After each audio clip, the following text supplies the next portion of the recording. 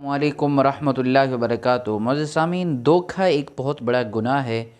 धोखा इंसान को इंसान के साथ नहीं करना चाहिए, और धोखा एक ऐसा अमल है जिस पर अल्लाह तबारक व तआला सख्त नाराज़ होते हैं।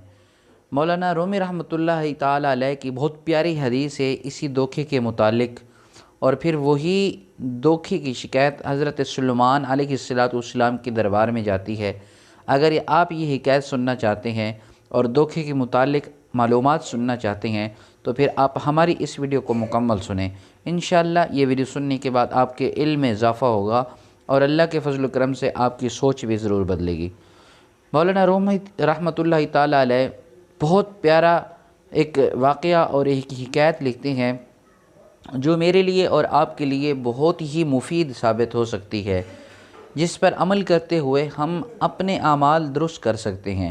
मौलाना रूमी रहमतुल्लाहि ताला अलैह फरमाते हैं, हज़रत सुलेमान अलैहिस्सलाम के मुबारक दौर के अंदर एक शिकारी ने नर कबूतर का शिकार कर लिया।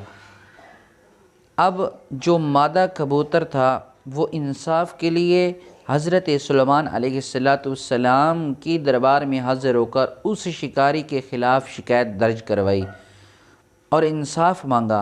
हज़रत सुलेमान अलैहिस्सलाम ने उस शिकारी को बुलाया और पूछा, तुमने नर कबूतर का शिकार क्यों किया, तुमने उसे क्यों मारा?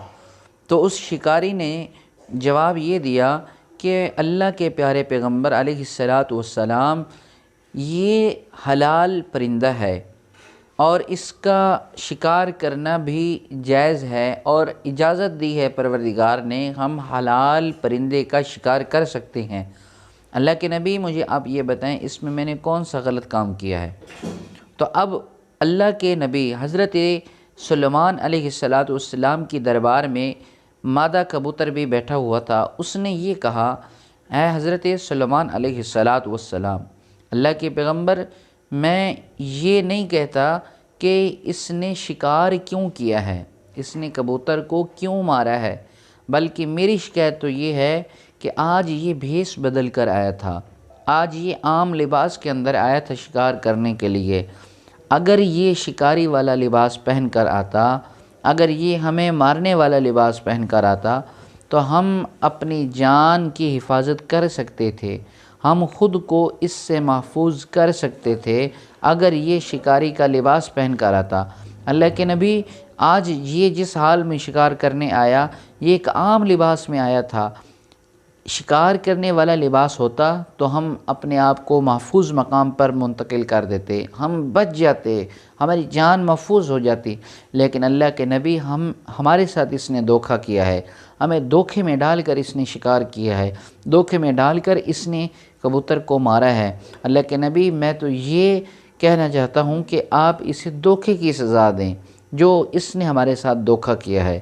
तो दोस्तों, यकीन माने कि एक परिंदा जिसको हम बेज़बान कहते हैं और जिसको हम ऐसी मखलूक कहते हैं जो बोल नहीं सकती, अपना दुख अपना दर्द बयान नहीं कर सकती, लेकिन अगर उसके साथ भी धोखा हो जाए तो फिर वो अपने धोखे का बदला लेने के लिए अल्लाह के नबी के दरबार में पहुंच जाता है।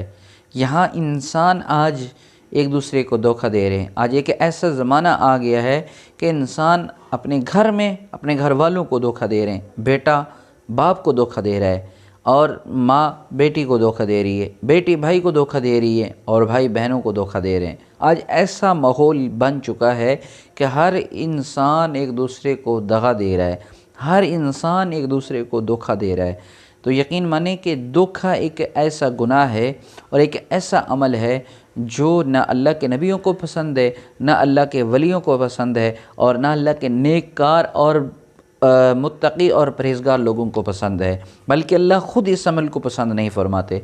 इसलिए कोशिश करें ज़िंदगी के अंदर किसी के साथ धोखा ना करें, किसी के साथ फ़रेब ना करें।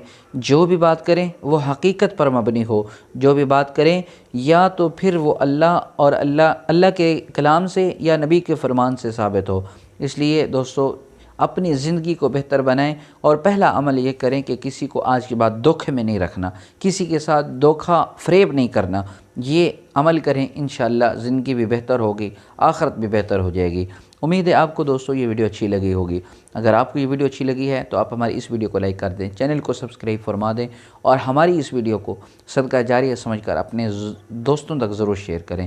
اللہ رب العزت سے دعا ہے اللہ تبارک و تعالی مجھے آپ کو ہم سب کو اس دنیا کے اندر رہتے ہوئے آخرت کی تیاری کرنے کی توفیق عطا فرمائے۔